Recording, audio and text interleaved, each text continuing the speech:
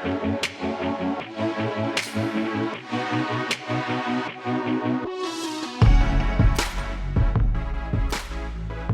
back to the absolutely epic early week podcast, week 3. I'm your host, Dean 78904. Dean, if you want to go technical on me, I kind of reversed that, but nonetheless, I'm still Dean either way. Joined by the usual suspects, batting first, it's one Bobby-Fi. Bobby, how did week 2 treat you? Yeah, it was much better for baseball than it was for football. it wasn't the worst. I had a really good baseball week, but the football week was. I felt like I got everything right and still got it wrong, which I'm fine with. I'm not playing. I didn't max out. I didn't script 150 lineups this weekend. I'll do that more as the season goes on. But I did play some lineups, and I had 50% Sammy Watkins. I had 50% of Mahomes, 30% of Roethlisberger. I had 100, almost no, I think it was 100%. It was either 90, somewhere in between 95 and 100%. I might not have had him in like one or two lineups of McCaffrey. I had a lot of the right plays, and the Chargers, like the defenses, everything was good. But I just feel like I missed in a couple of the wrong spots, and I've had a little too much of the Niners and Detroit game on not all the right side of it other than Galladay. So decent, but not Kittle, great. too much Kittle. Yeah, too much Kittle and a little too much of the Niners passing game. That hurt. They run that play for Selleck for the touchdown. I hate when they do that. They do that all the time. These clever offenses. So I don't know. It's just one of those weeks where I felt good about the process, felt good about what happened. Could have gone very differently. I was running really early on. I was deep in the million. It looked like I was going to be like making a run because I had Juju also everywhere. But yeah. Anyway, I had a lot of goodness, just not quite the right combination of players. So good week, not great. Also joining us is a returning champion. Sure, why not? It's Grant Never. Grant, how about yourself? How did week 2 go for you? Not great, not terrible. I mean, I think I had like a negative 10% ROI, if that. I got absolutely crushed in GBPs and did really well in cash. So, I mean, it's an overall like not terrible weekend. Still up on the season overall, but I got a little too cute with David Johnson. I got a little too cute with a few guys, and I faded a lot of the like heavy chalk that didn't hit. Like I had no shares of Connor in GPPs. I had no shares of a lot of guys that were just way too highly owned. But the problem is I missed out on Juju in too many of the wrong lineups. I didn't go nearly as much Mahomes or didn't go with any of the Minnesota wide receivers. So, oh well, it's week 2. Things happen. You said too many shares of Connor. You're talking about Connor, James Connor, or you're talking about the Conor McGregor, a.k.a. Ryan Fitzpatrick? You're probably talking about James Connor, right? I didn't play Fitzpatrick again. I don't know why. Twice in 3 years have been this year, and he is oh gosh, I'm so something you did something wrong, because I could swear we must have had a conversation probably on this show at some point about how you would play Fitzpatrick every day, every game. What happened? Yeah, I didn't play him either. I forgot. No, of course not. I forgot. I'm a big old dummy that forgot. I didn't make you shouldn't have forgot. You should have played him everywhere week 1. I know. Never again. Never again will I forget. Yeah. Have you ever seen the movie Memento? Yeah. Probably. You know he has written on his hand, "Remember Sammy Jenkins." Grant, you got to write "Remember Fitzpatrick" on your hand. I should be able to remember when I look in the mirror. Sammy Jenkins that's the problem. No spoilers, Bobby. No spoilers. It's a great movie. You guys should see it if you haven't seen it. No, but it's an important trick for this too. That's the problem with it with Grant. He thinks it's a trick every time, so he doesn't do it. He doesn't pull the trigger. I never thought it was a trick. I just forgot. I'm getting bad memories in my old age. Before we dive in and talk about the slate, we have a lot of topics we want to kind of digest. A lot happened in week 2. A lot of the stuff that happened in week 2, a lot of the conversations we want to have is circling around teams that aren't in the main slate. So we'll certainly touch on those because we want to talk about it. And I'm sure you guys want to. A lot of people are talking about the Twitter machines. So we're going to talk about the podcast as well. Of course, we're going to talk mainly about the main slate, mainly DraftKings scoring. We record this podcast on a Monday night. There's always so much research you can do. We just watched the Monday Night Football game. I presume you guys did as well. I just watched it. And I'm a little bit tilted, as I told the boys. I got a little goofy. I know a guy, and I got greedy, and I took the Bears by the 7.5. And I'm a little tilted. That's all I'm going to say. I'm trying to be a professional, not let it show on the podcast. But yeah, of course, like the Bears were clearly 7.5 points better. Just the problem with the NFL is you get these garbage touchdowns. You say the Bears are 7.5 points better. This is the Seahawks. They never lose a game by more than 7 points. They're terrible. Grant, did you watch that game at all? Yes, I know. They were terrible. It was like watching like boys amongst men. It's just weird. I actually love Chicago and how they run things, but for some reason, like I felt like they should have won that game like by 30 points, and they barely. Their offense wasn't great. When you're giving up multiple turnovers to the Seahawks and can barely move it up and down the field those were bad on just Trubisky alone. Like the offense actually was pretty great. They moved the ball well. The play calling was great. He took his bad chances and just took unnecessary risks a couple times. Other than that, they were pretty good. As per the rules laid down in the previous podcast, if you guys listen to the entire podcast for week 2, what we did, and Grant will remind you, is we asked you guys a question, a fun question. We think it was a fun question. Sure, why not? We said, hey, answer this question, throw it in the comment section where the podcast is. Then our favorite answer, which we'll discuss in a second, our favorite answer, the winner is going to win themselves a free RotoGrinders t-shirt. Again, if you guys stick around long enough to the end of this podcast, we're going to do the whole thing all over again. We have another question for you guys to answer. Throw it in the comment section. You guys will win yourself an RG t-shirt. Grant, remind the people, what was our burning question last week? Best pair of clothing from the 80s. Okay, so Bobby, I'm sure you have the link in front of you. You see all the comments. Does anything kind of jump out to you? I'll tell you, I had one of mine, and somebody answered it. We also suggested, you know what's going to help you win this? You know what's going to help you stand out? A GIF, an image, a picture of some sort. And I have a quandary because my favorite answer is up there, but no GIF, no GIF. It's just there. I have to use my imagination. Bobby, what jumps out for you? I like the GIFs better than I like the answers. I hate all of the answers. I love our listeners, but I just want to say you guys failed miserably. Like these are terrible. You're the worst tipster in the world. They're good because they're terrible. No, I like That's the idea the whole point. I agree with that part of it, but I wanted it to be better terrible than this. Oh, what's the best terrible piece of clothing from the 80s in your opinion then? Dude, none of these are even. I'm talking about not on the list. Can you think They're kind of awesome? So that's. Well, yeah. If none of these answers are good, what is the correct answer? Is what Grant's asking. The problem is like to me like I just thought it would be like more. First of all, a lot of this stuff is 80s, not 90s. We said 80s. I thought it was 90s stuff. It was 80s stuff. Oh. Does that change things? God. Then I like a lot of the responses better. I really thought we were talking about even after you guys reminded me pre-show, I still thought we were talking about 90s for some reason. I really had that mixed up. The hammer pants, I think, are the ones that actually came about in the 80s, but people associate them. No, they came out in 1990. Can't touch this broke in 1990. Last week. Were you not on the podcast last week? I think we talked about that off air. I feel like we did. No, we did also too. You know what? I love the pictures that people posted now that I'm looking back at it. The truth is that if I had to vote for them, you have the Jordache jeans thing that's kind of funny. The acid wash, all the denim. I just don't think that – I don't even know what the answer is, to be honest with you. The answer is fanny pack. We spent way too much time on this. Dean? We spent too much time on this. So my issue with fanny pack, it's a good answer. It's a good gift. They listen to. The Rock is rocking it. First of all, The Rock is rocking it, and that's a picture that was not taken in the 80s. That picture is – no chance that's bad pictures of The Rock in the 80s. That's from the 90s or maybe even the aughts. Yeah, of course it's not. The Rock was like 12. The Rock was like 6.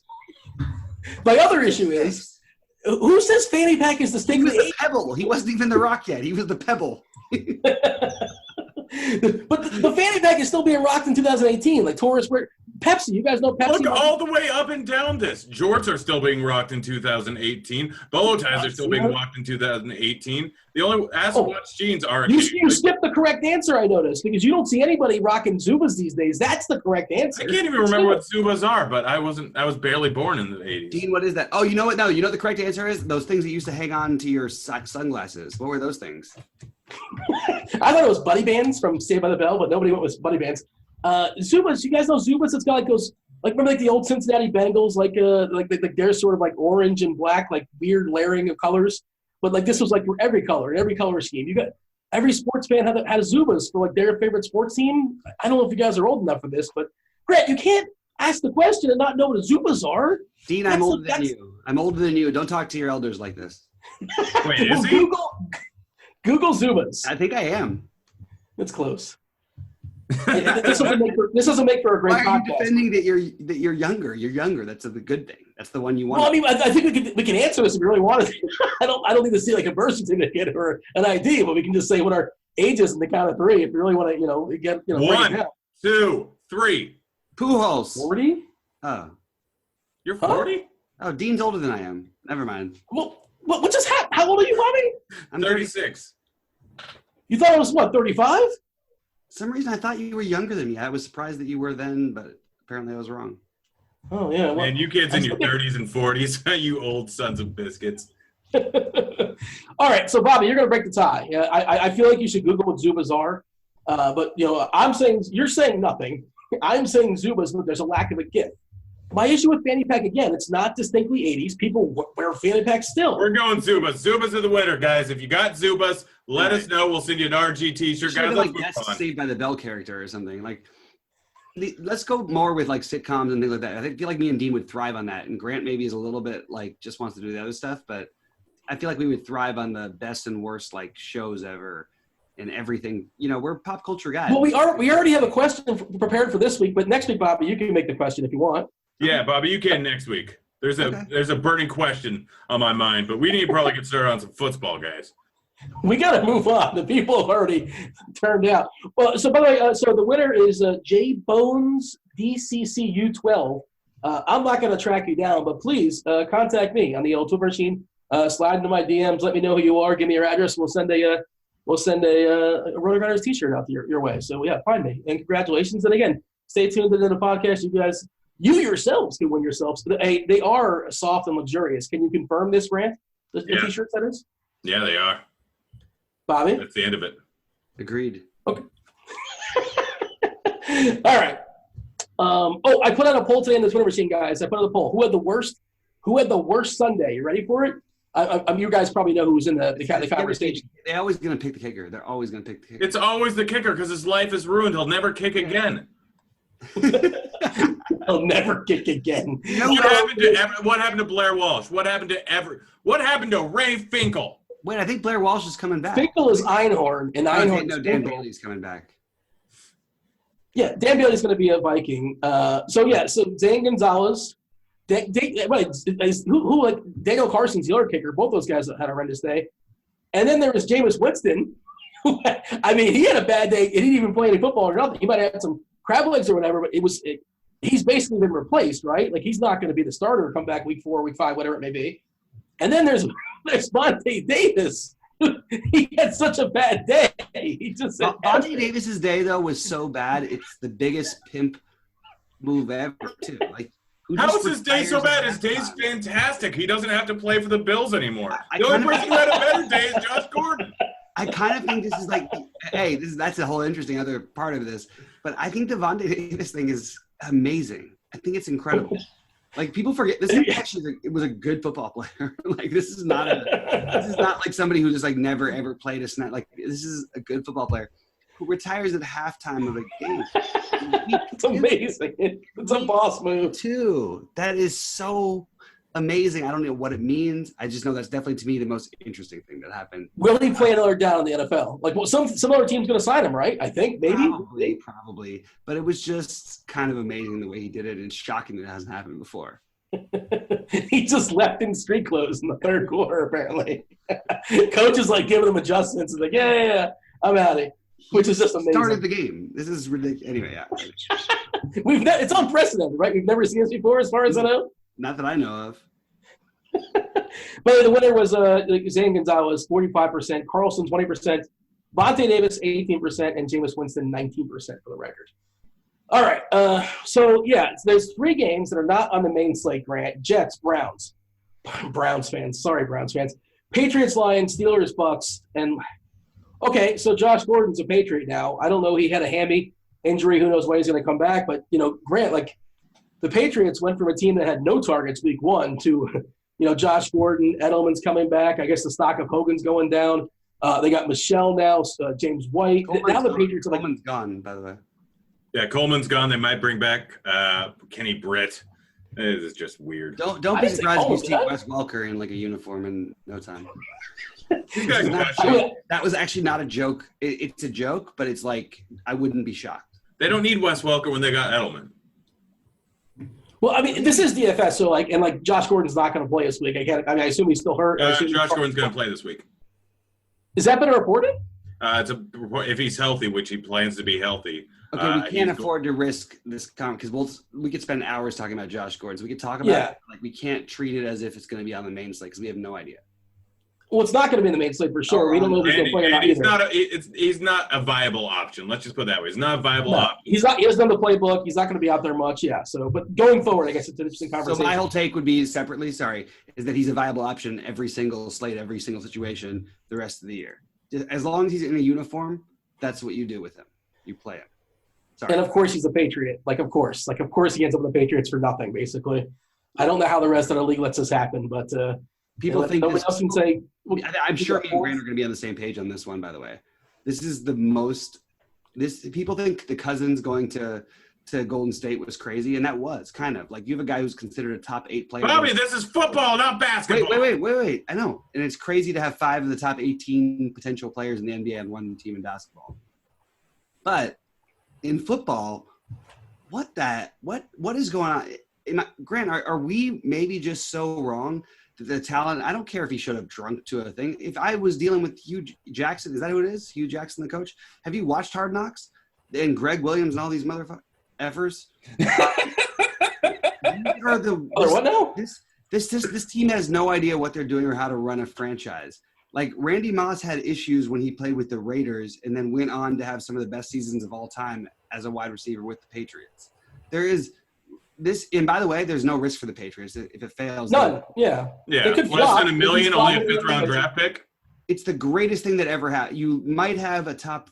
This guy literally, he might be the best receiver in the NFL. We don't even know. He hasn't played enough. But when he's played, he's been a top 3 receiver. What about AJ Green though?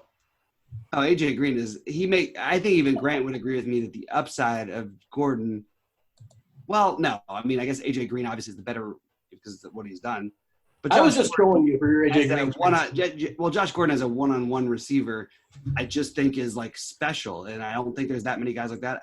I think there's 4 of them. I think he's one of those 4. I just don't think he's figured it out, and if he figured out his mental issues, which shouldn't be that hard to do in a good system, you might be looking at the guy who leads the league in receiving next year, and he might do it on low volume just because I don't know. It's just what the Patriots guys do.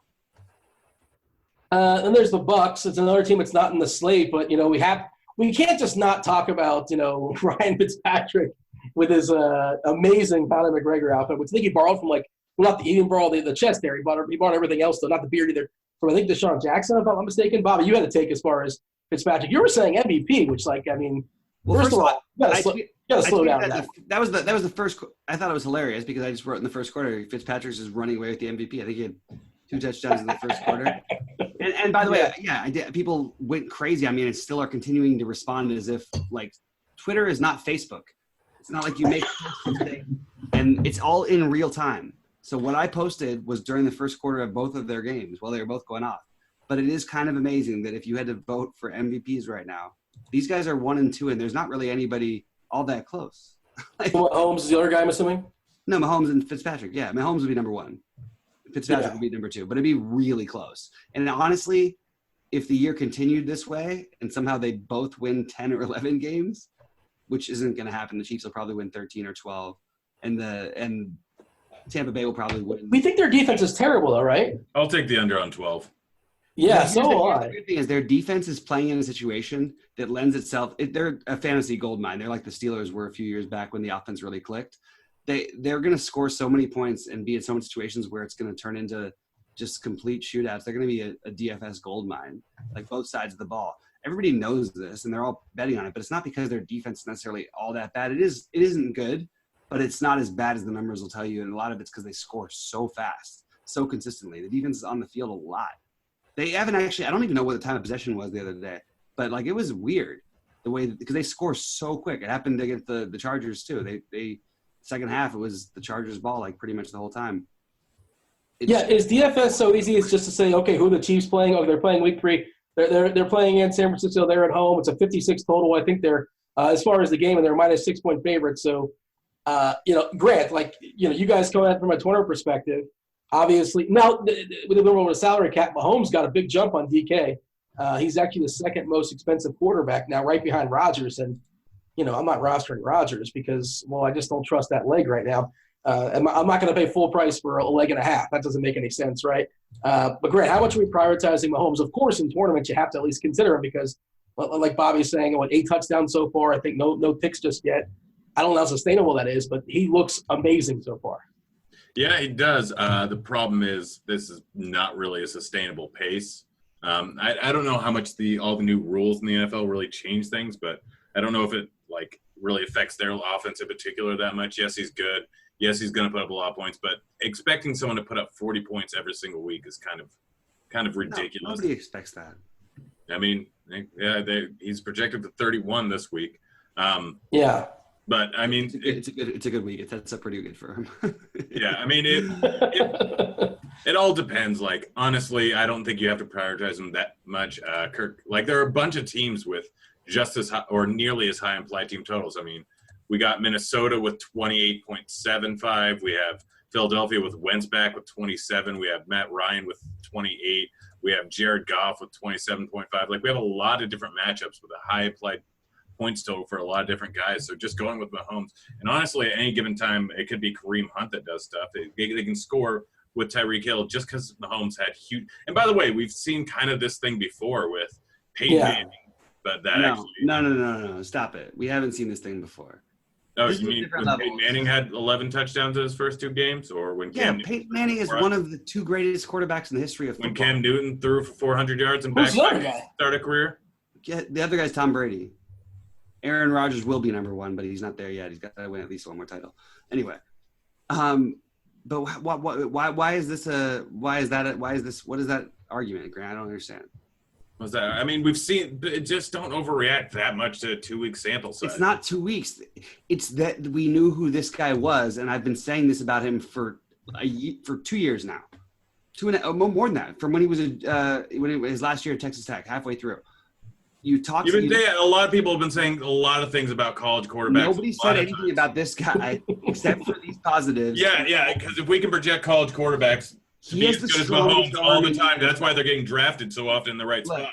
He makes the best decisions. He's the smartest, and he has the strongest arm. I'll take those odds. I'll take it. Under a guy who literally has never had a quarterback fail. He made Alex Smith look like an all-pro for years. This is a system that's going to suit him. He's going to continue to go nuts. I'm not saying you have to play him this week, but don't act like this is a flash in the pan kind of a thing. This guy is as good as anyone else in the NFL for DFS and will continue to be probably as long as he and Andy Reid are together. Probably longer than that for him. This guy's going to be one of the best players in the NFL for the next 10 years. Well, he has the weapons too. He has the system. Hill, obviously, he's such a ridiculous arm, and Hill's the guy you basically can't overthrow, right?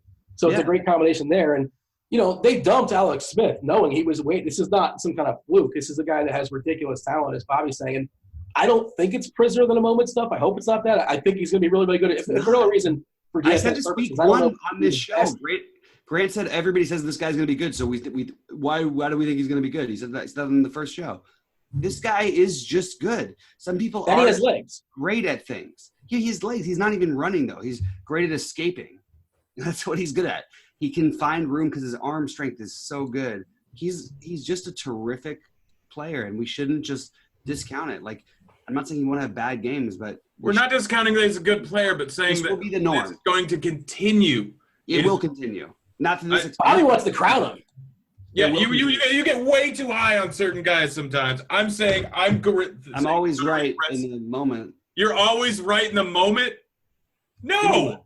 Give me one. Robert Griffin III. Todd Gurley. Wait, Robert Griffin III, who I said, and by the way, Robert Griffin III playing for the Cleveland Browns. He is going to be amazing this year. He could compete for MVP sometime in the future. And he was a non-starter, non-active player this week. You've said it about a whole bunch of guys, and just talk about the this guy's wrong. You said Todd Gurley was not a starting running back in the NFL. I never said that. I said he was an average running back. Oh my God, that's bad. I mean, that's bad considering that he's Jeff Fisher can make anyone look like an average player. What? It's an incredible superpower. No, he makes really good players look average. It goes the other way too. Wait. Yeah, Steve McNair was a superstar then? They went to the title game. They literally were a half a yard shy of winning a Super Bowl with Jeff Fisher as their coach.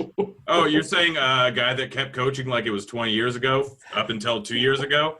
Yeah, you know who else was a good coach? John Fox. Are we arguing that he was a good coach last year? No. I can't just sit here and listen to a pro Jeff Fisher statements. I can't do it. I wasn't saying pro Jeff Fisher. I'm just saying, like, if you're going to start saying things, like, at least have your information correct. Because, Grant, there's I got my information correct. That's 15 years ago, Jeff Fisher. It's not today, Jeff Fisher. Jeff Fisher's terrible. But for you to try and blame the fact that you thought that Todd Gurley was an average, I'll give you that one. Even an average football player is so insane. It's so beyond insane. It's the same thing. Fournette, too. People are going to laugh about this. Fournette is going to be as long as he's somewhat healthy, he's going to be a dominant player for the next. That's why Vegas didn't move the line. It's funny you say it because Jacksonville has been distinctly better without him on the field, for what it's worth. It means no. First of all, these are really weird samples and really small numbers. It's a small sample. They've been 4-0 and they've been more efficient. They're 4-0 in the least significant. Other than like this game's significance. Patriots? It's week 2. Okay. Okay, but. So we're going back to last week. Guys, we're supposed to be talking to Wait, are we sure the Patriots are even that it's anything more than just that maybe their defense is really bad? Maybe their defense. I thought the Patriots defense might be better after week 1, but after watching the way Houston played against Tennessee, I'm not even sure I was right. Anyway. We still don't know. The samples still aren't big enough. I'm like, by the time we figure it out, the season's almost over, right? Yeah. But Grant, so you're talking about other quarterbacks, right? And I know RG3, he's in the player pool. I suppose you want to roster him. By all means, you want to be contrarian. But give me the guys that, Mahomes is no secret, obviously. Give me the quarterbacks you're looking at this week as a pivot away from Mahomes. I mean, you can go with Jimmy G going up against Mahomes, who he has a much better matchup. We'll put it that way. Very clearly a better matchup. By the way, Breida's going to be good, and I've said this, and he was the guy that I was going on at the very beginning of the season. Play calling, Jimmy's play calling. It's nothing to do with Breida at all. He's nothing. You can say that about every running back. He's got talent. That team has one of the best offensive minds in the history of football. So let's keep going. Couldn't get Julio Jones more than 10 touchdowns. Julio Jones was dominant for him. I think Julio Jones actually had the second most touchdowns for wide receivers that year. Yeah, I just still don't think it reached double digits like AJ Green's going to get this year. I'm sure it did. Kirk Cousins. I'm sure it did. Kirk Cousins is a decent pivot off. I mean, they have pretty close to the same projected points totals going against Buffalo. Yeah, they could be blowing them out, but Kirk Cousins can do enough. Like Drew Brees going against Atlanta in a high-scoring game. Carson Wentz you probably don't want to go with, but Deshaun Watson has a chance to put up 70 rushing yards in this game, and he's still putting up big numbers week in and week out. He has a bunch of wide receiving threats. You don't have to go with pretty much anyone there at the top. Like, you can pivot off of Mahomes to any of these guys, and then paying down for quarterbacks always a viable option. Mahomes isn't going to put up 30 points every single week. No one ever does that. Like, that just doesn't happen. People – like, we've seen it maybe once or twice before, and even certain weeks, Peyton Manning and Tom Brady, when they set the records those seasons, didn't put up huge numbers every single week. They didn't put up DFS, GPP winning numbers every single week. So if the chalk's going to be so heavily on the Mahomes, then that's a whole different story. But I'm noticing that the chalk isn't nearly as chalky a lot of these weeks anymore. No. Quarterback especially. There's so many quarterbacks to pick from. I mean, you're pretty much not going to get a quarterback in tournaments above 15%. Like, by the way, guys, a guy that wasn't too far behind Mahomes, who I really liked last week. I like him again this week. Blake Bortles. Bortles does things. This is so dumb. There's no like in the modern NFL, you have no reason to play him anymore because you have Mahomes. Like last week, I have a reason called it's $1,400 cheaper. Grant, it means nothing. You're going to win with your top scoring guys for the most part. Like, I don't. But you can't afford some of those top scoring guys. I agree with Garoppolo if you want to go for a discounted guy.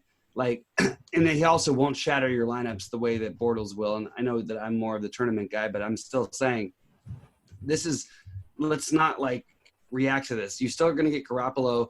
You're going to get him at reasonable ownership, which is what's going to happen every time.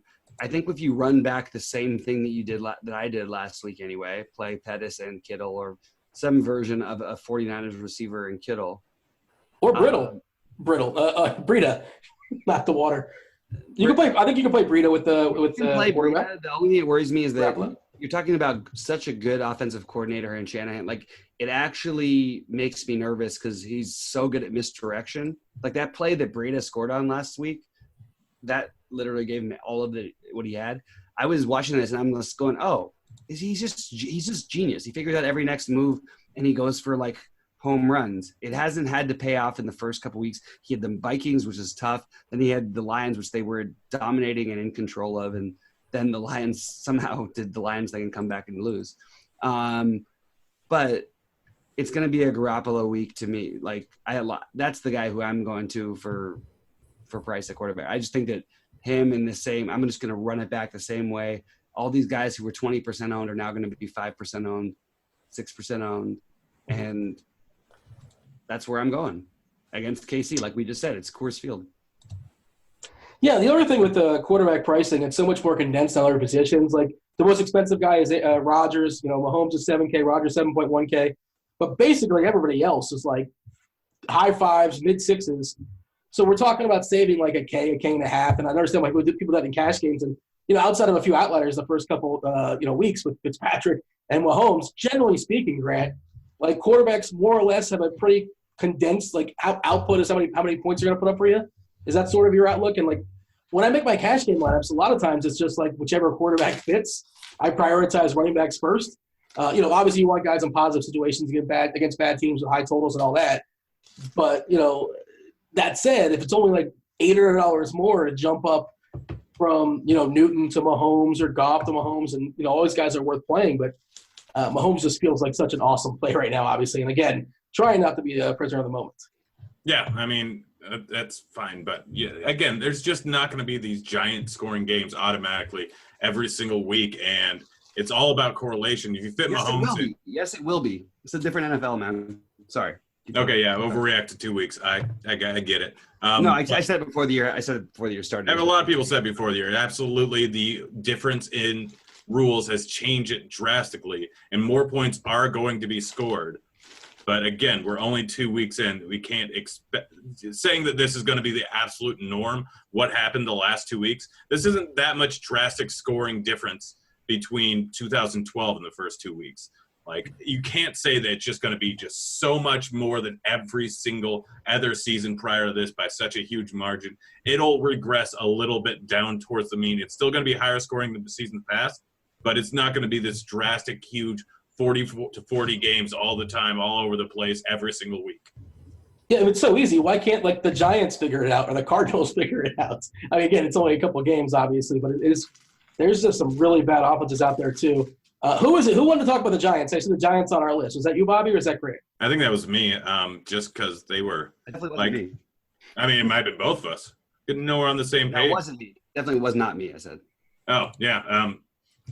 Was the Cowboys defense actually just good, or the Giants trash? Is Saquon Barkley going to keep getting 10-plus targets every single week? Play Saquon Barkley every week. Let's never talk about the Giants again. Like, until they have to face. What about OBJ? Is OBJ in play every week, or is I think OBJ is probably in play. The weirdest thing against the Cowboys with all those targets, I actually like Barkley even better. I think Barkley's I think he's right there for being. There's one guy who I'm obsessed with this week, and I'm hoping people finally come off of him a little bit. It won't happen, but Barkley is such a phenomenal play in my opinion this week. Like, for what it's worth, they're playing against Houston, and Tennessee last week played against Houston, right? The combination of Henry and Lewis, how many catches did they have against Houston? 57. Under. Less. This is in 1 week. I think it was the opposite point that you were making. Deion Lewis had 1 catch for 1 yard. Yeah, that's what I thought. And Henry had no catches. Again, I don't know. Just throwing it. This is in Atlanta, basically, is the point I'm making as far as we saw McCaffrey against Atlanta with no linebackers. And that kind of leads me to it. It's just that Saquon Barkley is like he's Russell Westbrook of the NFL right now. He's getting – his touches are higher than anybody else's are. And he's more talented. But Dean is right. Houston – Wait, think about that for a second. He's cheaper, more talented, getting more touches than everybody else. Give the guy a chance. Barkley, he's 7'6". He's not cheap. All he has to do is break one play in his 35 million touches, and then and then have a normal game the rest of the time, and he's paying off. If he has 2 big plays, he's crushing. We can say that about everybody. We can say that about Beckham. He's got to catch a 5-yard slant. Let's go. The difference is he's the most talented. He's the most skilled running back. He's like what Reggie Bush could have been. But Todd Gurley's the best. Todd Gurley, David Johnson. I still believe David Johnson. I'm sorry for the rest of his offense. And Le'Veon Bell, in my opinion, are still the best 3 running backs because I do believe in sample size.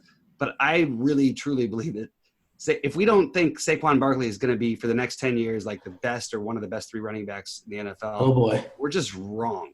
We've said the same thing about Trent Richardson. I'm going to bet against that. No, nobody said the same thing about Trent Richardson. That's why he got drafted. Nobody. Overall? Yeah. Wait, hold on. Nobody has said this about Saquon Barkley versus Trent Richardson. Ask every GM in the NFL about Saquon Barkley. See what the GMs say. See what the players say. But Bobby, I'm on team running backs talent. It's opportunity. The talent doesn't matter. It's nice to have. It's talent and system. It's talent, opportunity, and system. And he's got all of them. But opportunity is the most important. He's got a system that can't score points. Yes, but he still has 16. He had 16 targets this last week. Yeah, and people are going to realize, let's put someone better covering him. And that could change drastically. How many targets is he going to get this week, Bobby, against Houston?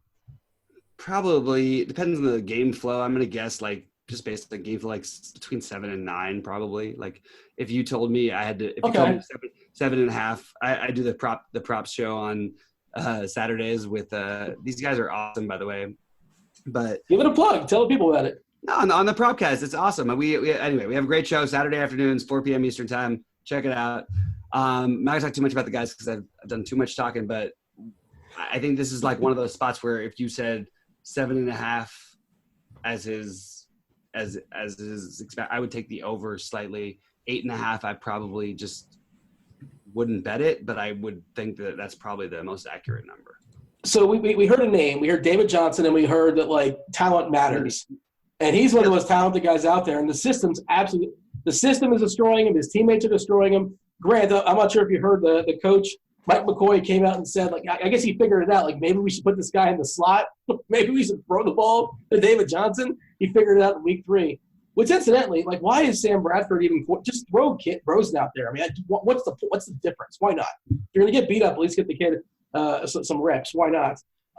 He's down to 7.2K, David Johnson. And the top of the year, beginning of the year, people would basically – in their tiers as far as running backs, season long, obviously DFS is different, but – it's Kamara, it's Johnson, and Le'Veon Bell. They were all in the same conversation in the same tier.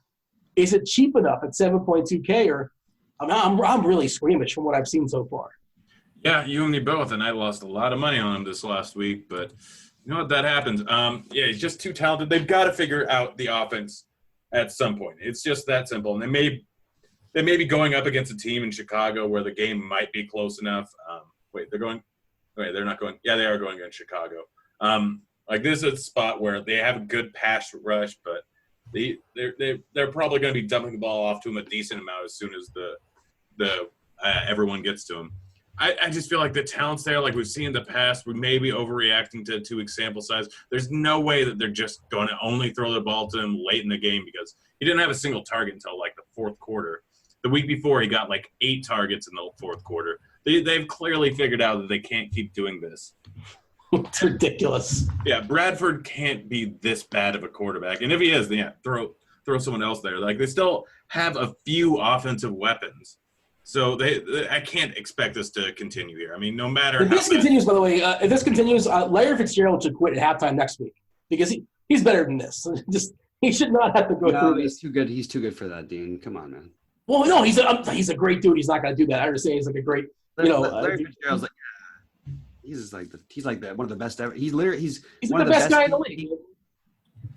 Yeah, and also probably one of the best 10 receivers of all time, maybe even higher. Honestly, if you look what he's done with no quarterback, it's amazing. Underrated, I would say. Yeah, I think he's underrated. He's always been underrated his whole life.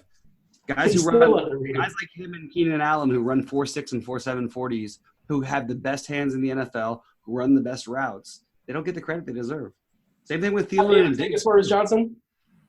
Yeah, I do. I think that you play David Johnson. If you play tournaments and you play a lot of lineups, you just play David Johnson every single week. And the less his price is, the lower his ownership is, the more you double down. He's way too cheap. The upside is way too high. He's been at his absolute, the nut low worst and the worst offense ever. And he's still averaging more fantasy points than other guys we're happy to go ahead and click the button on tomorrow. Well, no, not really. He's averaging I don't know, 11 or 12 in the year. Yeah. We don't. Yeah, this is his literal downside at 7,200 are these horrible. And yes, they're going to be bad, but they won't be this bad, especially at home. Chicago's defense I actually like, but I think the over pursuit of the pass rush should open up the passing game a little bit for him. I also think they'll line him up a little bit more in the slot. I think David Johnson is going to smash for a 7,200 price. I've been wrong in the past, but I'm more than willing to take a gamble. You're going to get no ownership on a guy that has the upside to be by far and away the right. If he puts up 40 fantasy points, will you be shocked, Dean? Will you be shocked? 40? Yeah. I mean, I just don't believe they're going to get it right. Have you watched him move? Because he's a super talent. But I'm in the camp and talent is not the most important thing. They're all talented out there. Agreed. But he's cheaper and he's going to be lower owned than all the other guys. And he actually has the usage that's going to be. I feel like Grant and I should be so on the same page on this one. You just play David Johnson. I didn't disagree with you. No, you should be you should super agree. Well, you guys can put your wagers on, your Twitter wager or whatever you want to call it, the punishment wager on David Johnson, and I'll look elsewhere. I can't do it. All right, I hear you for tournaments. Cash Game Dean coming out. Oh, of course, absolutely. Cash Game Dean doesn't want to tweet it. You want a guy who's going to get you who has a realistic upside of 40, not even that far fetched. Well, you said keep doubling down until it finally cashes. Have you ever heard of the Martindale theory? If you keep doubling down on blackjack, eventually you're going to lose 9 hands in a row and lose your house. Have you ever heard of Donald Trump? Doubling down apparently always works. We're not talking politics. No, but that was funny. That was funny. Come on. We're not talking politics. But that was funny stuff. Doing that. Yeah, we definitely aren't doing that. All right. So CMC was mentioned. He was absolutely ridiculous last week. 14 of 15. Targeted 15 times. Now that was against Atlanta. Atlanta lost their linebacker, and they're a team that's vulnerable to receptions. And of course, we know Greg Olson's out. Are we chasing CMC against Cincinnati, Grant? I think he's better at cash game play than he is at tournament play. Realistically, we don't know if he's going to break one off. He'll end up with, in all likelihood, close to 10 catches in most matchups. 8 to 10. Yeah, that is amazing. I agree with that too.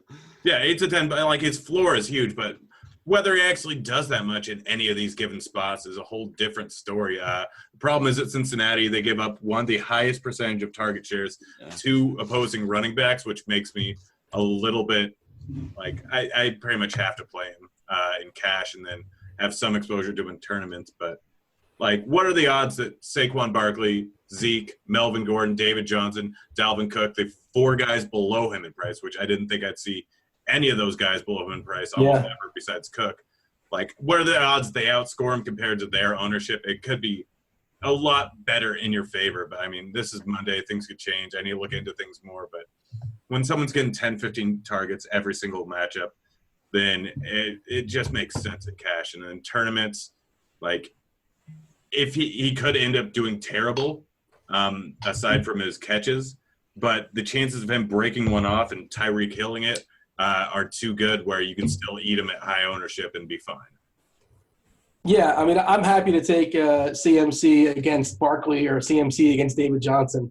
And if I need to lay the $400, whatever it is, the difference as far as points, I'll take CMC. I love Kamara this week. I just don't know if I can get there as far as salary. We saw Atlanta get absolutely ripped. McCaffrey had 14 catches on 15 passes. They always do. And so Kamara is due 14 passes. I don't know, something nuts. So I was looking at the Saints and their their distribution. It's only 2 games, obviously. So they threw 78 passes. Of those 78 passes, 65 of them are complete. So 65 complete passes out of 78. How many of those 65 complete passes, Grant, have gone to a combination of Kamara and Thomas? Kamara and Thomas, 47. Well, no, that's a lot. It's not that many. Completed passes, probably 30. No. Yeah, so, Bobby, you have higher or lower? I think it's 34, 35.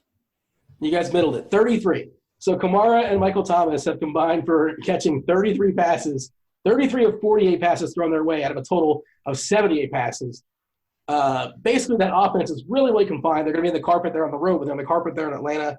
And we saw what CMC did out of the backfield. We know that the linebacker for Atlanta is still dinged. As far as I know, he's not playing again this week. I just feel like Kamara is just so perfectly lined up. The tricky part, of course, Bobby, is he's 9.5K, so he better smash. Yeah, that's a really tough one. I'm having a hard time with this because it's pass-catching athletic running backs that can make the second level of defense miss. Destroy Atlanta, and they have forever. Go back to the Super Bowl with James White. It's not a different thing. It's pass-catching backs that are athletic and can make people miss. And it's like I knew McCaffrey's targets were going to come. And by the way, separately, McCaffrey is like an awesome play just because the number of touches he's going to get with Greg Olsen out of the game, if the game is in doubt, where you run into problems with McCaffrey and where I sort of agree with Grant about the guys underneath him, is that if they're playing from ahead, like let's say they're up multiple scores by 10 points, which is completely conceivable, like for most of the game, you'll see a little bit more ground and pound. And I don't really want him as a runner, like not that he can't break one, but certainly he's not the running back that I would choose. You're playing him for his pass catching ability. And what you saw against this Atlanta team was not an outlier. In fact, like there was a chance for him to have an even bigger game. I thought there was times where Cam looked downfield where he didn't need to, and he could have just kept running the same stuff to McCaffrey. I think that Kamara, you have just a much better version of that. Like in my shell lineup right now, I'm trying to figure out how to play Kamara, McCaffrey, and David Johnson together. Good luck. You have no salary left. You can if you don't pay for Mahomes. It's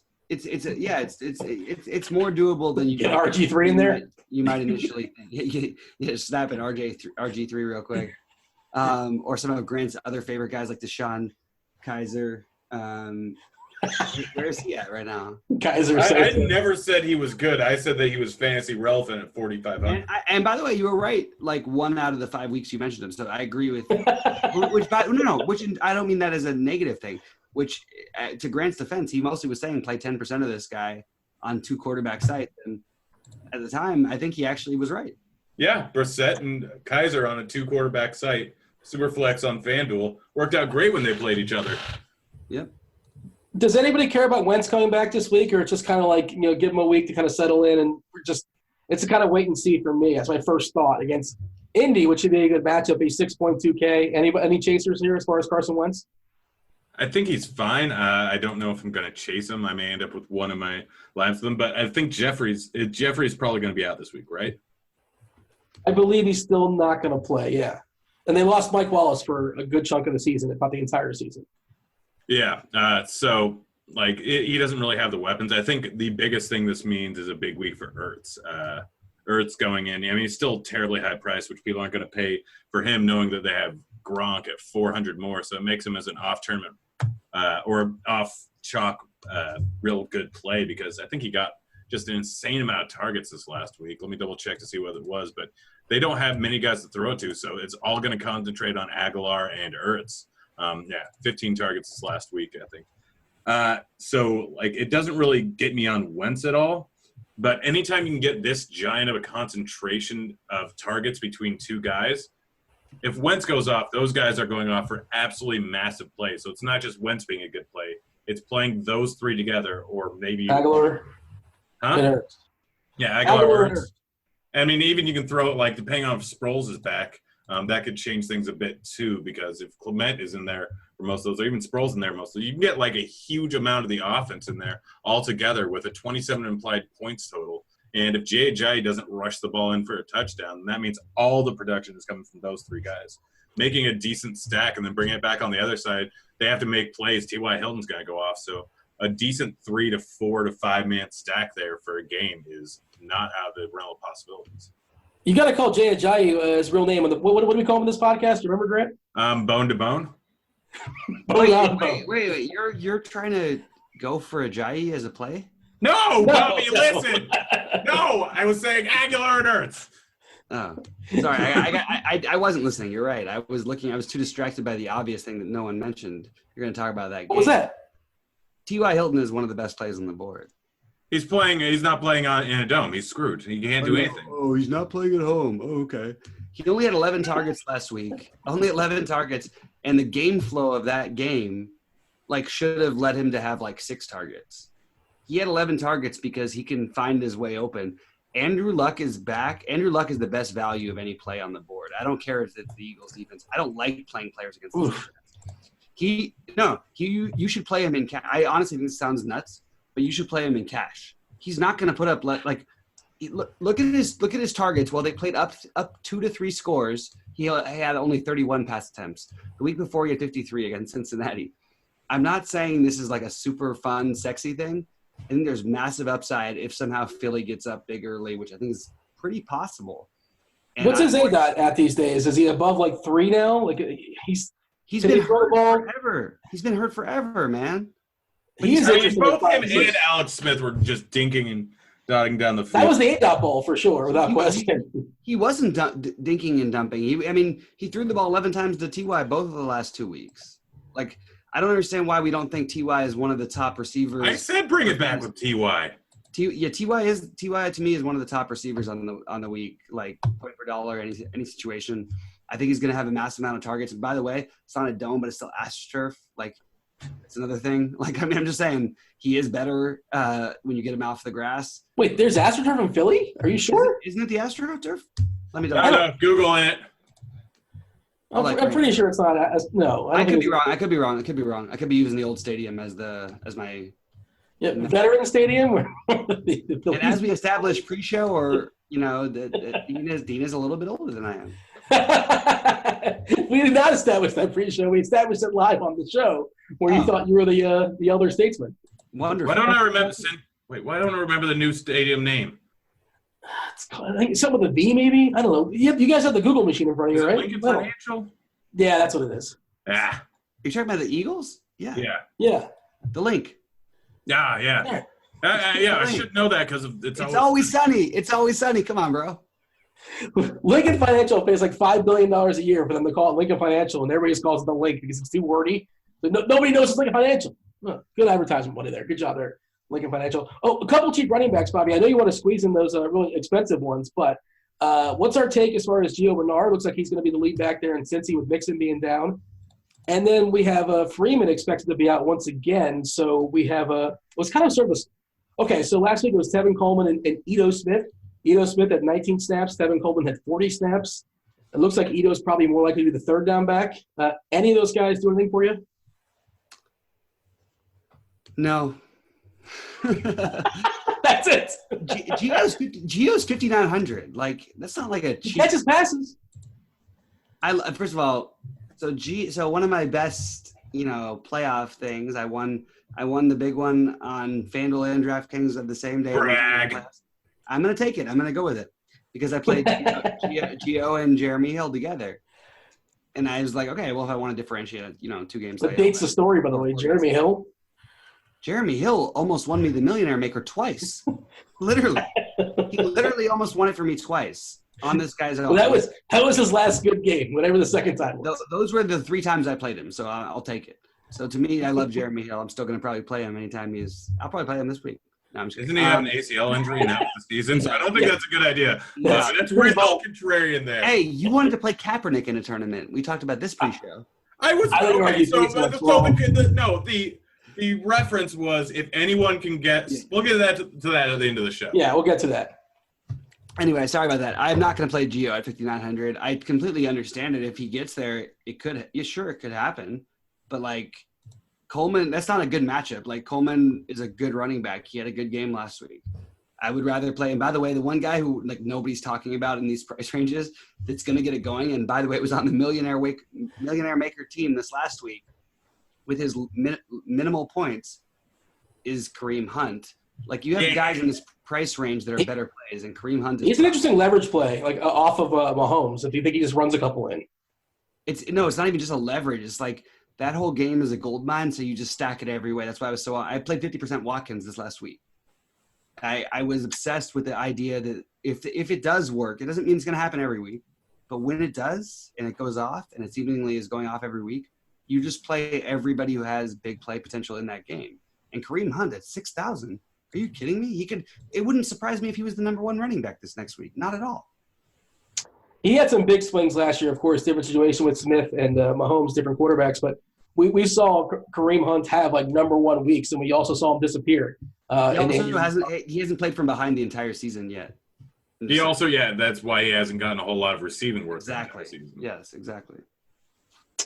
Grant, did you have – I mean, the thing with Bernard is obviously the injury happened Thursday with Mixon, so DK was able to factor the price in. So that's basically market price probably on Bernard. It's at 5.9K. And then, of course, it adjusted for what's going down there in Atlanta as well with Tevin Coleman now at a market price at 6.4K. I was looking to save some salary. Alf is still really cheap. If you guys are Alf believers, he's less than 4K.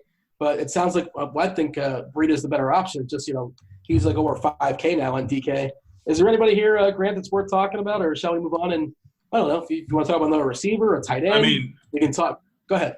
I mean, Kareem Hunt, I'm right there with Bobby. Absolutely fantastic play.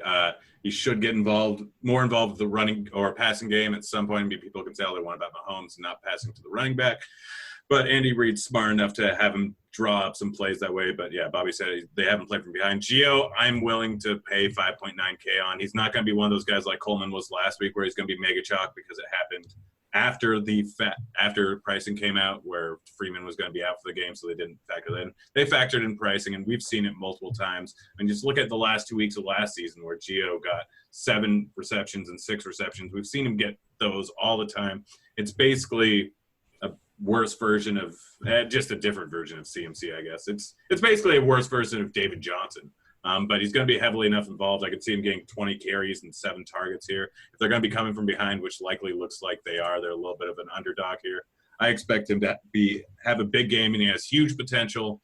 He has a decent enough floor, so it makes him a high floor, high ceiling play, which you don't find too often. The one guy we didn't talk about that could be in for a huge day is going to be Chris Thompson. Yeah, absolutely. He's in his a lot of passes. Absolutely. He's a perfect running back for Alex Smith, but go ahead. There's too many running backs. There are too many running backs, but anytime you can get – we're talking about Saquon Barkley getting so many receptions. Chris Thompson got 13 receptions last week. He's a guy that's going to be heavily – It's not even an outlier, too, with him.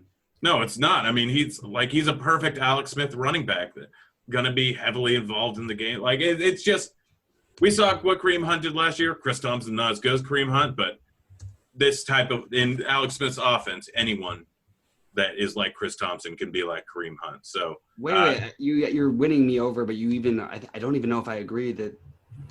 Yes, he's not as good as Kamara, but Chris Thompson, in terms of what they've asked him to do, might be the player who's living up to what he's supposed to do more than anybody in the NFL. And that sounds like a nuts thing to say. This guy, in his 40% of snaps, is accounting for 25% of his team's offense. This is nuts. It's really that's going all the way back to last year. You're absolutely right. Yeah, through the whole year. That's nuts. Yeah, and the other thing that people don't want to play him because he talked about being early in the year. He said basically, I'm not healthy. My leg still bothers me. I'm not going to be 100% anytime soon. And I think people are afraid of that. The dude's put up 22 and 24 DK points in consecutive weeks, and he has a total of 9 carries and he has 1 touchdown.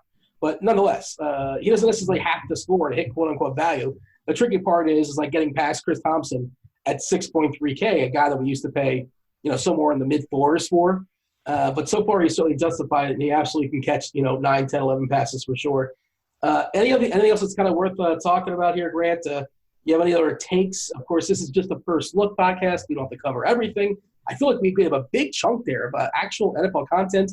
Grant, I know you got a rant on layaway. We have to talk about our burning question for week 3 for our listeners. For ever made it this far, they can go ahead and participate in the comments section and maybe themselves that they can win a nice RotoGrinders t-shirt going forward next week. But I feel like we've got pretty much everything. Grant, I see you wanted to talk about the San Diego run game. Is that something you want to hit up first? Yeah. So obviously Melvin Gordon's been just ridiculous this year, as has Austin Eckler been this year. Yeah, Melvin Gordon killed me last. By the way, Eckler is one who killed me. He was in my lineup with Mahomes. They both kill you guys. I had the Mahomes Mahomes McCaffrey.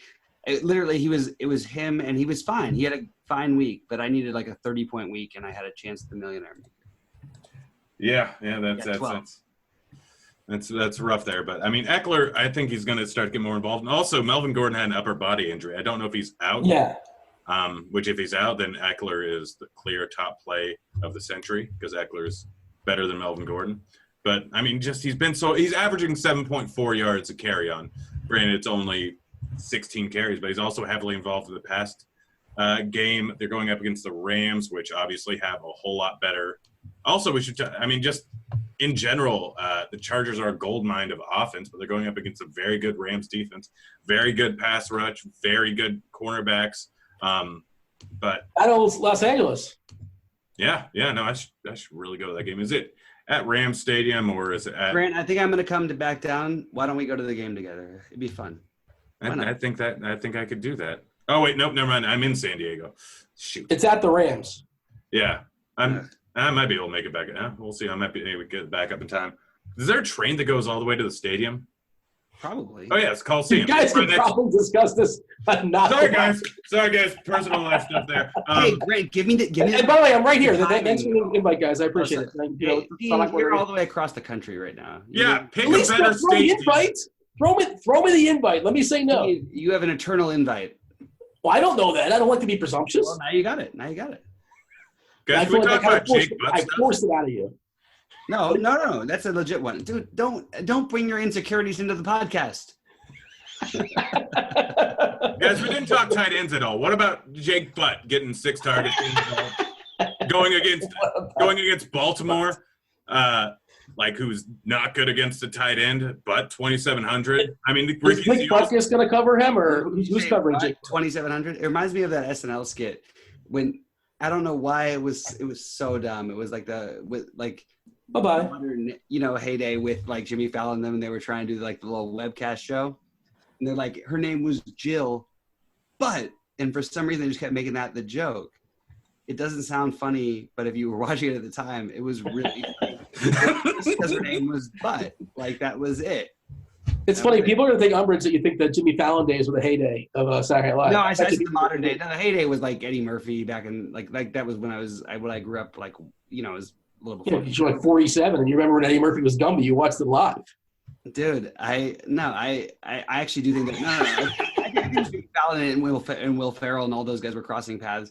I actually think, and then Kristen Wiig was just starting, and I mean, there was a lot of really good people on that show. Jason Sudeikis was still on that show.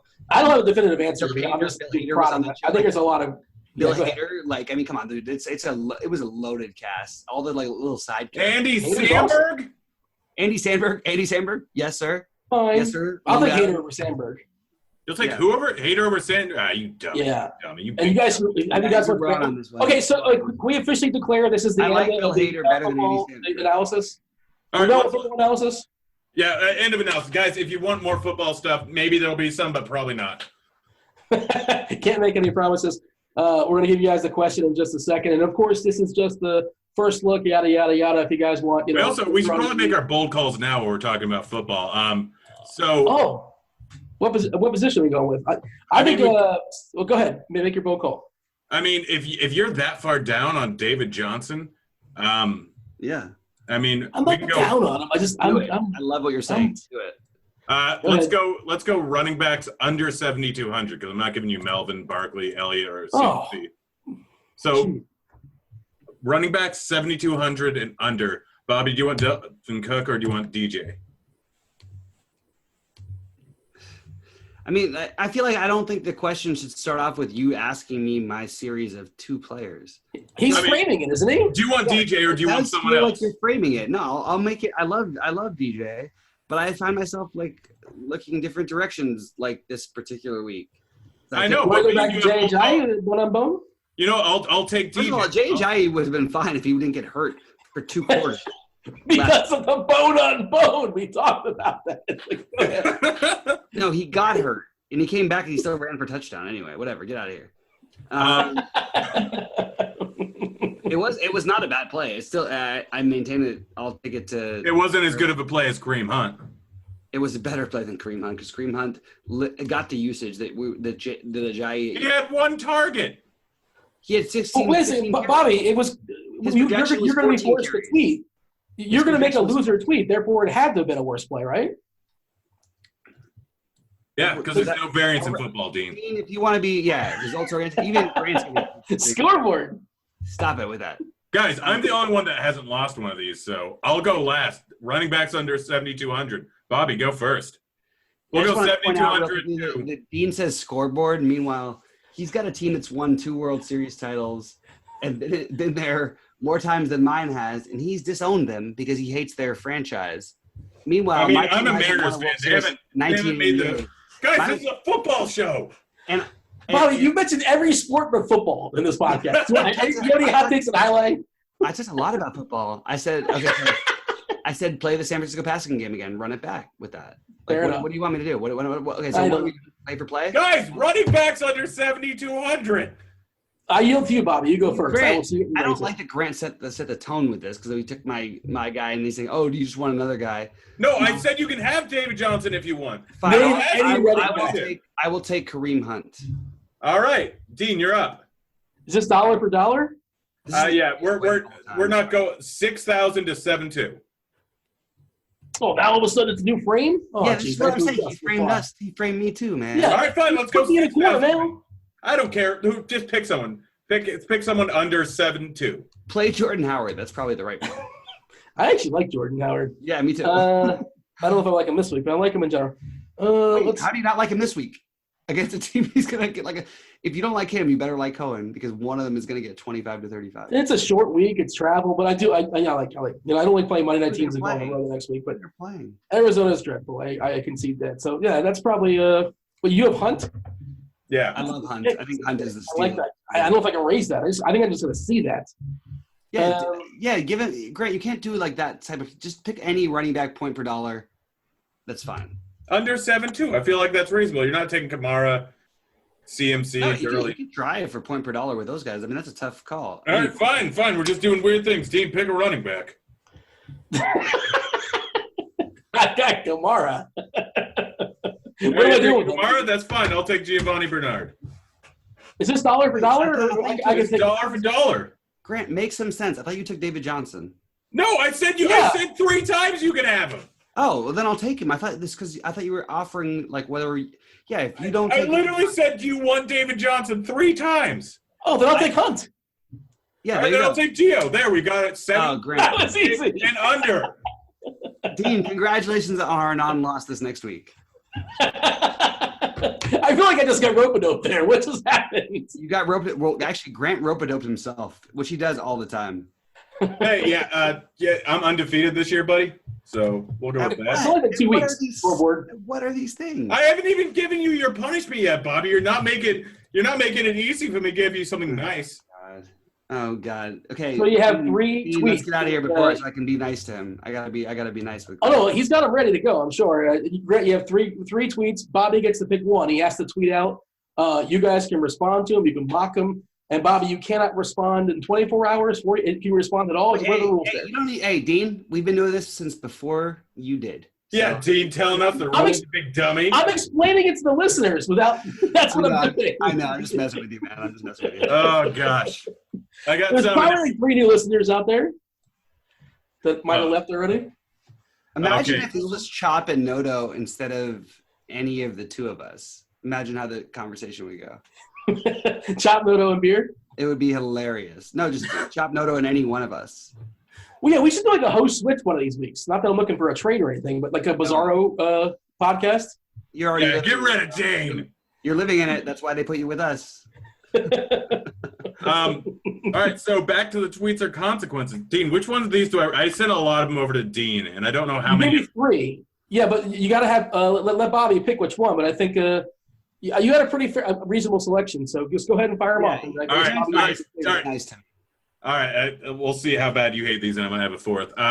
Just got 1 pint of breast milk off Craigslist for $150. Hashtag deal of the century. Hashtag fade skim milk. Getting my nipples pierced in the morning. Anyone got any music suggestions to amp me up? Hashtag looks like I ain't breastfeeding. Really got stuck on breastfeeding. I don't know why. Just got my life-sized Rosie O'Donnell blow-up doll in the mail. Hashtag carpooling. So how about you hate all 3 of I'll give you a couple weird things, and my friends will vouch for this. So I've been staying in San Francisco, as you know, with my friends who have just recently had newborn twins. Yeah, I'm not gonna lie. We heard at the very beginning of the podcast. I heard some crying. Sure. But also, I'm never gonna try and. I always try to be the opposite direction whenever there's any of that, stuff that's going on or whatever. But it's not for me to be there. That was two of the things. Give me the third one again. What was the third one? Because just got a life-sized Rosie O'Donnell blow. Oh, so wait. So the movie she decided to rent. They started watching right before I went on air. Was not Look Who's Talking. It was Look Who's Talking 2. And why would you get the sequel? Hey, you know what? It's not up for me to judge, but I agree with that. You can absolutely. It's not Rosie, by the way. By the way, Roseanne Barr. Roseanne Barr. It wasn't Rosie, but Roseanne Barr. Yeah. So that was where my thoughts went when you said the breastfeeding thing, and then you said that. Those were the three options, and I felt like, oh my God, you have some weird psychic connection to my life, Grant. Weird stuff. Fair enough. Weird stuff. All right, I'm gonna take. I'll take the. It's going to be weird, though, because I have to try and explain it to her because she does follow me on Twitter. Your daughter? No, Ashley. And my daughter doesn't follow me on Twitter. I don't let her have a Twitter account yet. So it's probably going to be close to where it's not going to matter if I do let her, but yeah, it's coming up. The Instagram account is enough where it's tough. All right, so I'll take probably what do you think, Dean? I think the last one's probably the best one. Whatever you want. I'm not going to influence you. I think they're all reasonable options. All right. I guess go with the middle one. The nipples. Getting your What's nipples that? pierced? Yeah. I almost did it once. We have not figured out the bet, the season-long bet about AJ Green, Julio Jones. I think you had Michael Thomas, Dean. We haven't figured out a punishment. I'm ready. Yeah, you're sitting pretty. I'm sitting pretty. Not only is he sitting pretty, he's sitting even more pretty because they're 1-1 instead of 2-0, like they obviously should be. They're not playing from ahead like every game like they did last year. So Michael Thomas actually is the odds-on favorite. I still love my odds with Julio though. I don't even know what we're betting on though. What was it? Fantasy points per game or was it total points per game? It was fantasy points. It was fantasy points. Total fantasy points for the season. Can I apologize to the listeners for one big thing? Last week, and everybody who follows me on Twitter and everything. I was on to everything right except for one major thing that I should have been on to. Not because the way the game played, but one of Thielen or Diggs, not both of them, had to go off. But one of them should have gone off in that matchup. And that was sort of on me for not pointing that out. So I don't want to make the same thing happen this week when T.Y., who's also in a bad spot, is going to go off, or one of the Denver guys is going to go off. So I just want to throw out those guys. Hopefully it works out a little better. I didn't mention either of the Minnesota guys in any show I was on. And it just circumstantially should have worked out well for one of them. I still like my Thielen versus your Diggs for the season-long Grant. So one of T.Y. or Chester Rogers is going to go off this week? No, to me it's T.Y. I'm just saying no. It wasn't about who you're playing. I'm saying it was a good situation to set up for here are some really low-owned receivers to talk about for tournaments. We did our show very early in the week, but even when I did my propcast and all the other ones, I still thought Thielen and Diggs would go over what they were projected to do. But I didn't think they were fantasy relevant at their prices because they take away from each other. But I didn't realize they were going to put up 78 points between them. It didn't burn me, by the way, for the record. I wasn't near the top. But it didn't burn anybody. That Clay Matthews, Dean, we're not the passer thing crushed so many people. I know, but we're not about whether it burns you. We're about whether that would have won everything for you because no. I'm just making the point. I'm making the point that terrible roughing the passer play was not called. The entire overtime period wouldn't have happened. That touchdown to Thielen wouldn't have happened. There was so much nonsense that happened. So many fantasy points accumulated happened after that wouldn't have happened, is all I'm saying. Yeah, fair enough. And now you lost. That, right, Grant? Cost the guy his job, too. I didn't see that. Well, Dan Bailey's coming in. Oh, yeah. Yeah, that's right. Yeah, Bailey's going to be the kicker there for Minnesota. Yeah. And Gonzalez, I think, was released at the whole other game. I thought we were going to have a potential 0-16 Cleveland season, which would just be amazing. No, that was what I was rooting for. First of all, I would have loved for an 0-2. I think there's history that have 2 ties, and that was back when teams weren't able to move the ball because I think Carolina did it 5 years ago. Yeah, they might have 2 ties. I think so. I'm going to check. The weirdest part is the odds on anyone having a tie this year before the season was like, I think it was a little more likely to happen than not, but very close. And what's really weird is that now it's only like 2.5 to 1 each week. And the strangest part about all of this is that the offenses are scoring more and faster than ever. And faster? More and faster than ever. Yeah. Those are two separate words, Grant. Words are tough. Well, they also knocked it down from 15 minutes to 10 minutes as far as the overtime period. That's true. So I think that changes things to some degree. But we got to step aside. We got to get out of here. Before we do that, Grant, you got to give us the people that have been listening to us the entire time. Thank you for hanging with us. I understand. There's probably a couple times you're like, let's get on with it. I want to win this. I want to win the T-shirt. Let's go. So Grant, give us the question. They have to answer this in the comments section. No, we didn't talk about my rant. Oh, you know what? You're right. Go ahead. I thought this was your rant. No, my rant was that my family member that has worn whitey ties their entire life switched over. I had an hour-long conversation with them, and they're to boxer briefs. They're to boxer briefs, and that said it's changed their life. I've been telling that person for years. How are they just figuring it out now? I don't know. He said he tried them once before. He didn't like them. And then he tried them now 10 years later. He's like, these are fantastic. Like, they're more comfortable. Like, they don't ride up. Like, he likes the ones that, like, go almost, like, more than halfway down your thigh. And, yeah, I turned them on to, like, 8 different brands to buy. There's only one brand to buy. They're not sponsored of the podcast, but if you want to splurge, if you want to treat yourself, Tommy John. They're like $35 or $40 a pair. Out of here! What year is? Maybe that was the best thing from the '90s. We should have talked about. This is no. Conversation. What are you talking about, man? You can go and flashing back to the beginning of the show. This is like if you wanted to make that as an argument for the best '90s wear, I'd be with you. Bobby, what do you think I said? Hold on. What do you think I said? I said Tommy John. Yeah, but hold on. So Tommy John is the underwear company. Not you're thinking of Tommy Hilfiger. Yeah, isn't Tommy John the underwear like brand of that? No, it's two completely different things. There are more people named Tommy than one person. On me, guys. Hey, these guys, both their first names are Tommy. They must be related. Hey, Grant. Tommy Bahama. Grant, egg on my face. By the way, the best undies are me undies. It's not close. I agree with you. I haven't tried those. You haven't tried Tommy John. You can't just blindly agree. Yeah, well, because I felt like it's too close to Tommy Hilfiger. It's too close. It's too soon. It's just the name, though. It's too soon. I want somebody in the comment section. You know what? If you guys wear Tommy John, you can answer the question. You're gonna get bonus points. If we have to break a tie, and they're on Team Tommy John, that's who gets my vote. But Brant, do you have any more as far as your rant? Or how did you find this out? Should we ask follow-up questions? Because the person listened to my podcast and he's like, "You gotta correct this next week. I don't do that anymore," and I couldn't believe it. Oh, wow. Nice.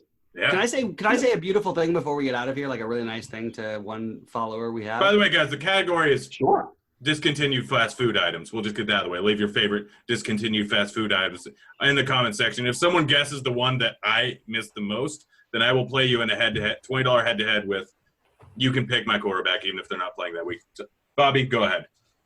So on a more somber but also like uplifting note, like we have a lot of listeners of this podcast, and I tweeted one thing out about a couple of friends of mine who I'm staying with right now. One of their kids, they have 2 twins. They're beautiful, awesome kids, closest friends. I love these guys. One of them, unfortunately, was born with retinoblastoma, which is like a form of eye cancer, the same one Derek Fisher's daughter had, for those of you out there. It was really cool that I posted one thing on Twitter because I didn't want to he's a very nice guy. He doesn't like any attention being brought to him, even if it's beneficial. And it was a little link to basically a donation page just saying, hey, this is what happened. And a number of listeners have actually donated and just written. And some of them donated a lot of money and never said anything except for they included sometimes my name and Grant's name in the comments. Dean, this was before we had our podcast going, so maybe one day. No, I'm just kidding. But it was a very sweet thing. It was a really nice thing, and I really appreciate those people out there. I would say your names, but I don't want to put you in that spot. If you want me to, I'd be more than happy to say it. I appreciate everything, and it was just really, really cool, and I appreciate that we entertain you enough with the weirdness that we do, and I appreciate how generous and how kind-spirited you are. So thank you.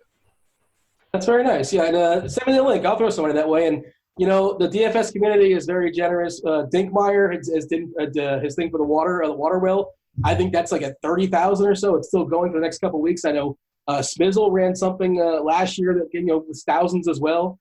A lot of generous people with the DFS. I know we like to give each other a hard time on this podcast and on the Twitter machine, but Grant, we're not so bad after all, I guess. I mean, not that I'm, I think that's awesome to hear. This, Bobby, I'm, send me the link and we'll give a slight bump to that. Will do. Yeah. Grant, on that note, give the people a question. Is there a hint you can give them? I was going to say give them a hint as far as your favorite food, not your favorite food, but you said there's one you're thinking of specifically, but if you give them a hint, they're probably just going to try to guess what you're thinking of. And we don't want that. We just want them to tell us what the best discontinued fast food item is. I mean, you know me, it's totally unhealthy. It's not a salad at McDonald's. I mean, it's unhealthy. We'll put it that way. By the way, guys, anyone who says a salad is good, like, I'm really craving a salad. You're not doing that to get satisfied. If it weren't good for you, you would never eat one, or else you're so wrong. You're so insanely wrong. I had such a filling salad earlier today. Oh, such a filling salad. What was it? 80 pieces of bacon mixed with I've been in San Francisco for like 2.5 weeks, so it could have just spiraled onto me. The smugness might have smugged my salad up to where a salad tastes great, but it tasted amazing. I've had one salad that tastes halfway decent, but if it wasn't good for me, I would never have it. Like, if it weren't for health benefits, I would never, ever have a salad because they're just not good. Is it weird I'm the only person? I don't use dressing in salad. Is that odd? Because I get weird looks from that. That is odd, Dave. What are you just eating dirt? That's super I just think weird. dressing is gross. Well, first of all, you need throw something. Mayonnaise is gross. Butter is gross. Mayonnaise, blue cheese. Butter is delicious. Grant, you don't get to weigh in this conversation. Oh, I don't get to weigh into this conversation, even though that if you're not including something fatty, the vitamins and minerals in the vegetables that go in salad are fat soluble, meaning that your body's not going to absorb them nearly well unless you have a fatty dressing on it. Okay, you're saying your argument is that ranch is healthy when accompanied by like kale?